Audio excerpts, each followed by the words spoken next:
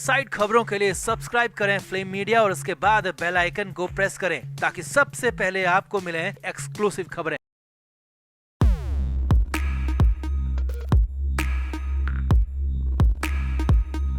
महाराष्ट्र के मंत्री नवाब मलिक जेल के अंदर बंद है और फिलहाल जेल के अंदर ही उन्हें रहना है। पीएमएलए कोर्ट ने 21 मार्च तक के लिए जेल भेजा है तो बॉम्बे हाई कोर्ट ने भी अंतरिम राहत पर फैसले के लिए 15 मार्च की तारीख तय की है। लेकिन ये 15 मार्च की तारीख ऐसे ही नहीं मिली। जी हाँ, 15 मार्च की तारीख मिलने से पहले कोर्ट में खूब बहस हुई।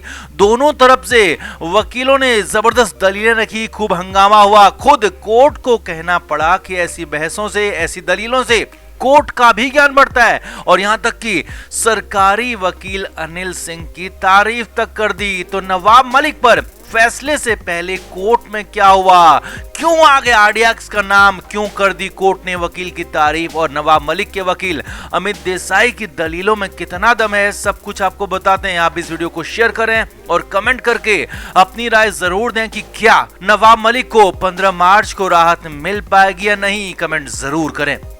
तो नवाब मलिक के दिन फिलहाल जेल के अंदर कांटे नहीं कट रही हैं और जो खबरें जेल से आ रही हैं वो यही हैं कि नवाब मलिक को दिन में चैन नहीं है तो रात में नींद नहीं आ रही है और जेल की जिंदगी उन्हें बिल्कुल भी रास नहीं आ रही है। अब पीएमएलए कोर्ट में तो अगली सुनवाई 21 मार्च को होगी, लेकिन इससे पहले बॉम्बे हाई कोर्ट को अपना फैसला सुनाना है। बॉम्बे हाई कोर्ट ने 15 मार्च की तारीख तय की है अपना फैसला सुनाने की और 15 मार्च को बॉम्बे हाई कोर्ट फैसला देगी कि क्या नवाब मलिक को अंतरिम राहत दी जाए, अंतरिम बेल दी जाए या फिर नवाब मलिक को फिलहाल राहत नहीं दी जा सकती, मलिक को जेल में ही रहना होगा। और ये सब कुछ बॉम्बे हाई कोर्ट तय करेगी 15 मार्च की सुबह 10:30 बजे। अब कोर्ट ने तो 15 मार्च की तारीख दे दी, लेकिन ये तारीख ऐसे ही नहीं मिली। जी हाँ, इसके लिए पूरे 4 दिन बहस हुई। दोनों तरफ से चारों दिन वकीलों ने दलीलें रखी और कोर्ट ने सरकारी वकील की खुलकर तारीफ भी यहीं पर कर दी। तो सिलसिलेवार तरीके से समझिए कि कोर्ट में आखिर 15 मार्च की तारीख देने से पहले हुआ क्या। तो सबसे पहले कोर्ट ने ईडी से मलिक को लेकर जवाब मांगा था, जिस पर ईडी ने जवाब दाखिल किया कि मलिक ने डी गैंग के साथ डील की है और ये बहुत बड़ा अपराध है और साथ ही साथ मलिक पर पीएमएलए कानून के तहत कई सारे और भी चार्ज लगाए गए थे। अब इसी के जवाब में असली बहस शुरू हुई थी। नवाब मलिक की तरफ से सीनियर वकील अमित देसाई कोर्ट में पेश हुए और अमित देसाई के साथ वकील तारक सैयद और कुशल मोर भी कोर्ट में प्रेजेंट हुए। अमित देसाई ने दलील रखी कि जिन आरोपों के तहत नवाब मलिक पर केस दर्ज किया गया है, जिन पर उन्हें जेल भेजा गया है, वो आरोप अभी लागू ही नहीं होते क्योंकि ये कानून बाद में बना और कथित मामला काफी पुराना है। अब इसके बाद अमित देसाई ने जो कहा वो हैरानी भरा था, क्योंकि अमित देसाई ने यहाँ पर कह दिया कि ये मामला पूरी तरह से अलग है। अमित देसाई ने कोर्ट से कहा कि अगर किसी सामान्य इंसान के पास अगर आरडीएक्स जैसा कुछ मिलता है और उस पर केस चलेगा ही चलेगा और वो गिरफ्तार भी होगा, क्योंकि इसमें कोई माफी नहीं है, क्योंकि ये इस केस का नेचर है, इस पाई गई चीज का नेचर है। लेकिन यहाँ पर ऐसा कुछ भी नहीं है, क्योंकि नवाब मलिक के मामले में पूरा मामला प्रॉपर्टी का है, शेयर्स का है, बैंक का है, ज्वेलरी का है और इसीलिए वो एक्टिविटी या कहें कि वो सर्कमस्टांसेस यहाँ पर लागू नहीं होते कि आप सीधे ही अपराधी मान लोगे। यहाँ पर केस का नेचर पूरी तरह से अलग है और सब कुछ यहाँ पर अलग तरीके से होगा। अमित देसाई ने आगे कहा, यहाँ 3 लोग हैं, एक जिसने चोरी की, दूसरा जिसने लॉन्ड्रिंग की और तीसरा जिसके पास पोजीशन है। अब इन दोनों में पहले 2 दोषी हो सकते हैं, लेकिन वो मलिक नहीं है, क्योंकि उनके पास सिर्फ पोजीशन है और सिर्फ पोजीशन के नाम पर आप उन्हें दोषी नहीं कह सकते हो। उन्होंने चोरी नहीं की, उन्होंने लॉन्ड्रिंग नहीं की और ये सब कुछ मिथ्या आरोप हैं। अब इस पर सरकारी वकील भी तुरंत उठे और जवाब देना शुरू कर दिया। सरकारी वकील अनिल सिंह ने जबरदस्त दलील दी। अनिल सिंह ने कहा कि यहाँ पर मैं भी मानता हूँ कि 3 बातें हैं, लेकिन वो है पहला लॉन्ड्रिंग, दूसरा लॉन्ड्रिंग की जानकारी होना और तीसरा पोजीशन होना। और ये तीनों ही इस केस में हुए हैं और तीनों में ही नवाब मलिक शामिल हैं और इसीलिए उन्हें निर्दोष कहना बिल्कुल भी गलत होगा, क्योंकि वो तीनों ही जगह शामिल हैं, इसीलिए वो पूरी तरह से इस केस में शामिल है, तीनों ही मामलों में शामिल है। आगे देखिए, अनिल सिंह ने कहा कि यहाँ पर एक्टिविटी यानी कि लगातार क्राइम होता रहा, जुर्म होता रहा और ये निरंतरता में चलता रहा। अनिल सिंह ने कहा कि लगातार अपराध होना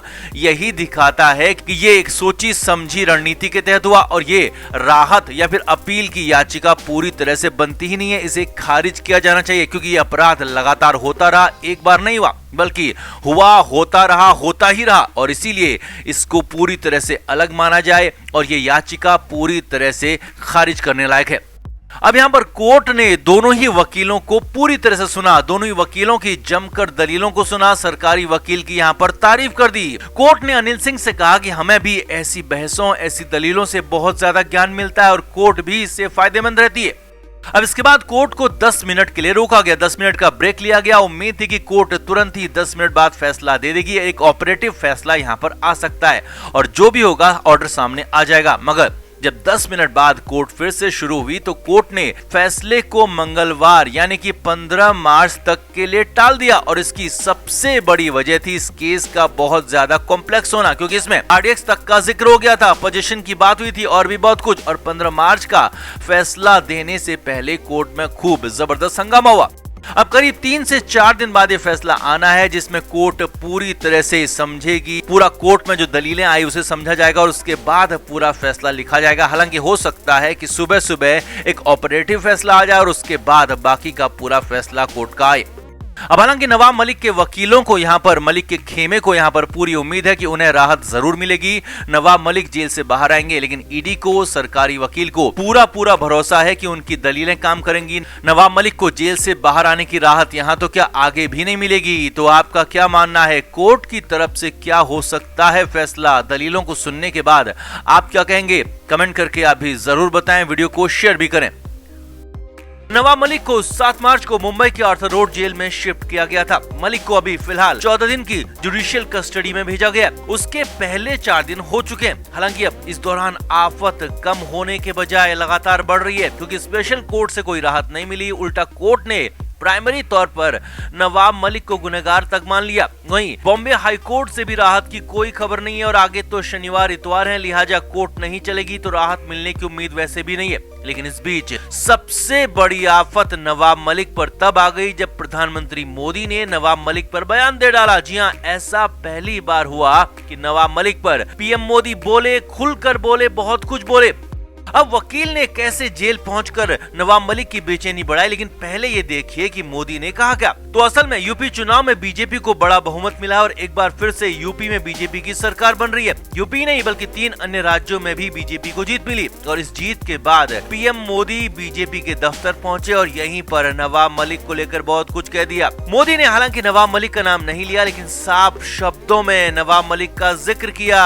मोदी ने कहा कि हमने एक भ्रष्टाचारी को जेल भेजा, हमने एक भ्रष्टाचार करने वाले पर एक्शन लिया, लेकिन कुछ लोगों ने इसे अलग ही रंग दे दिया, हम पर सवाल उठा दिए। मोदी ने आगे कहा, हमारे देश में करप्शन को लेकर, करप्शन करने वाले को लेकर जबरदस्त गुस्सा हमेशा ही रहता है और हम भी ऐसे करप्शन को बर्दाश्त नहीं करते हैं। इसीलिए हमने महाराष्ट्र में कार्रवाई की, लेकिन इसे संप्रदाय का रंग देने की कोशिश की गई, खुद को पीड़ित बताने की कोशिश की गई। जी हां, मोदी ने साफ इशारा दे दिया कि बात नवाब मलिक की हो रही है, कार्रवाई नवाब मलिक पर हो रही है और मलिक को पीएम मोदी ने करप्शन करने वाला तक बता दिया। आगे देखिए, पीएम मोदी ने वहां मौजूद लोगों से ही पूछ लिया कि करप्शन करने वालों पर कार्रवाई करना क्या गलत है या सही है, और क्या हमने करप्शन करने वालों को जेल में डालकर कोई गलती की है। मोदी ने खुले शब्दों में हमला किया, खुले शब्दों में नवाब मलिक को लेकर बात की और इसके बाद तो और भी बड़ी बात बोल दी। मोदी ने कहा कि करप्शन करने वाले अब जेल से बाहर आ नहीं पाएंगे, वो कितनी ही ताकत लगा लें,